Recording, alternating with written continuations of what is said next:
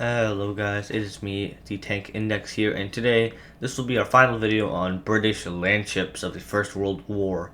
After this we will be moving on to French tanks, starting with the Schneider CA-1 and the Saint-Chamond. But for now we are going to be talking about a certain tank story in specific, which will be the Fray Bentos. The Fray Bentos, I'll start with the background first, the backstory of the incident. The Fray Bentos was a British Mark IV tank called F-41.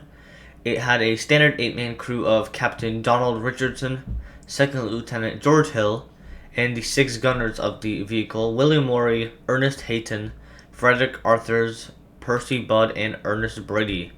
It's frankly an amazing story. It takes place in August 1917. So in August 1917, the Mark IV was driving towards an objective when an artillery shell landed in front of the vehicle, causing obviously it caused a crater, which the tank drove into and landed sideways.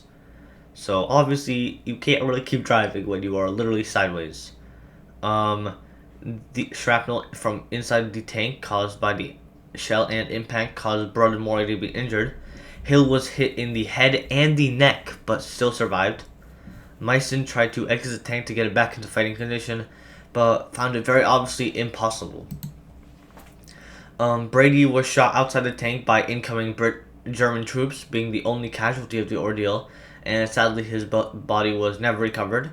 For 60 hours, the crew of the tank fought off German invaders with only their personal weapons. So, personal weapons likely means they had revolvers, and if they were very lucky, a rifle or carbine with limited ammunition. Their own army fired upon them, not because the British army did not want their shiny new Mark IV tanks to be captured, researched, and, well, could possibly lead to German tanks.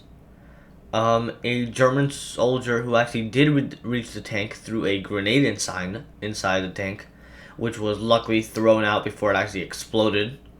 The crew had to crawl back to front lines, and they were so dedicated to keeping the tank as much of a mystery as they could, so they took the tank's Lewis machine guns, so they wouldn't be captured, and the Germans would not know what machine guns the tanks were armed with. The case was highly publicized as morale-raising news, which it definitely did raise morale, as well as support of the tanks, which a little bit initially, of course, there's the whole tank buzz there's a ballet made about tanks. But, some people were questioning if these were really worth it and if they were effective, and this story definitely raised morale and opinion of them.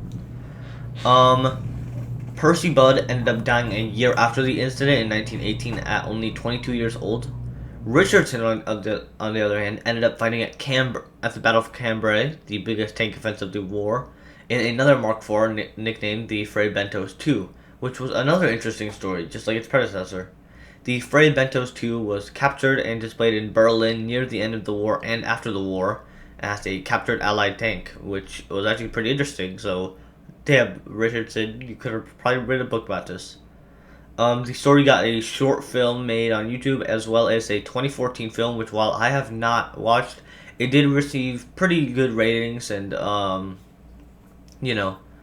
I'm pretty sure the Fray Bentos incident was what inspired the movie Fury, which was basically Fray Bentos, but slapped into World War II because, hey, everyone loves World War II. The Fray Bentos in general is just a fantastic story that shows the grit of soldiers and the miraculous dedication that a tank crew can have. You can see they were given many medals and, service awards for their actions. And, hey, they probably deserve that since, Britain fired up upon them. Despite it being friendly fire.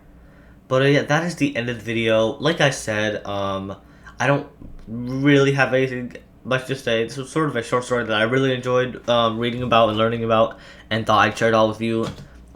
Tank stories like this won't really be too common. I'll probably make one when I see a incident that really interests me. For example, the next one will be the Mephisto, the single surviving German A7V, but that's still a few weeks away.